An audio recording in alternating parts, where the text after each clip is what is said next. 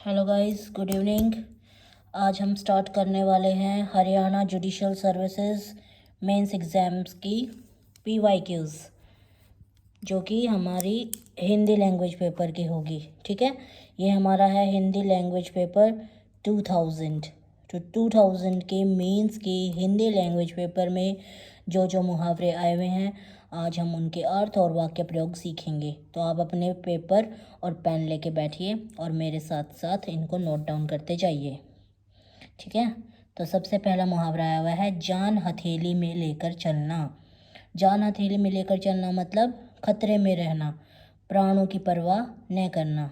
तो इसका वाक्य प्रयोग बहुत ही इजी है। इसमें हम लिख सकते हैं कि सेना के जवान जान हथेली पर रखकर देश की रक्षा करते हैं, या जान हथेली में लेकर देश की रक्षा करते हैं। ठीक है, उसके बाद है गले का हार होना। अब हमें गले का हार, देखो कितना, जो गले में वही हार पहनेंगे ना जो हमें अच्छा लगेगा। तो इसका यहाँ से ही जो है हमारा मीनिंग निकलाता है किसी का बहुत प्रिय होना। भगवान राम लक्ष्मण से इतना प्रेम करते थे मानो वह उनके गले का हार हो। ठीक है, उसके बाद अगला जो आया हुआ है वो आया हुआ है पीठ थपथपाना, मतलब शाबाशी देना। राघव के कक्षा में प्रथम आने पर सब ने उसकी पीठ थपथपाकर उसे बधाई दी। उसके बाद है चौथा बेड़ा पार होना, सारी समस्याओं का हल होना, संकटों से पूरा छुटकारा होना, या फिर हम बोल सकते हैं मुश्किल परिस्थिति से निकलना। तो सबको पता ही है, हम हमेशा यूजुअली बोलते हैं भगवान मेरा बेड़ा पार कर दे, है ना। तो भगवान अपने भक्तों का हमेशा बेड़ा पार करते हैं। इसका हो गया वाक्य प्रयोग। उसके बाद है डूबते को तिनके का सहारा, यानी कि विपत्ति में थोड़ी सहायता भी बहुत होती है। व्यवसाय में डूबने के बाद महेश को छोटी सी नौकरी मिलना डूबते को तिनके के सहारे के समान थी। ठीक है, उसके बाद है नाच न जाने आंगन टेढ़ा, काम ना जानना और बहाने बनाना। इसका वाक्य प्रयोग देखते हैं। वह सबसे कहती फिरती है कि वह नृत्य में माहिर है, जब उसे नृत्य करने के लिए कहा गया तो पैर में मोच बताकर बहाना बना दिया। इसे ही कहते हैं नाच न जाने आंगन टेढ़ा, है ना।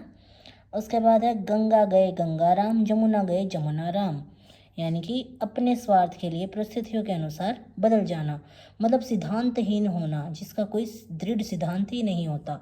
मतलब क्या बोलते हैं उसको, एकदम बोलते हैं ना बिन पैंदे का लोटा, है ना।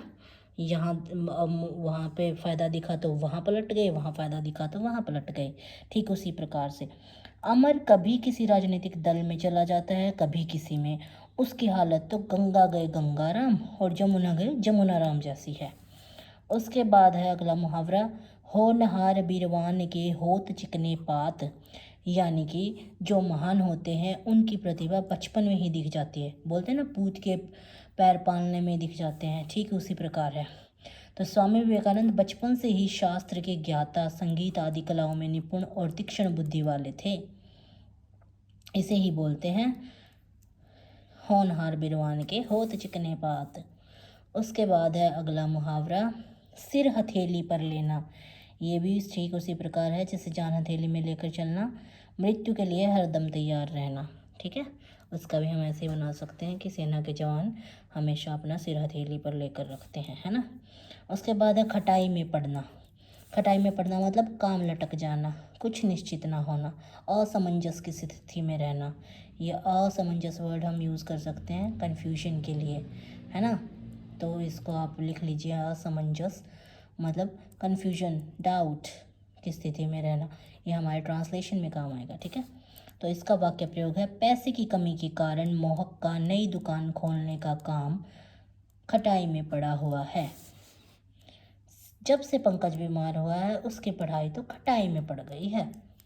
तो ये थे हमारे 10 मुहावरे जो हमारे हिंदी के मेंस के पेपर में, जुडिशरी के पेपर में 2000 ईयर में आए हुए थे।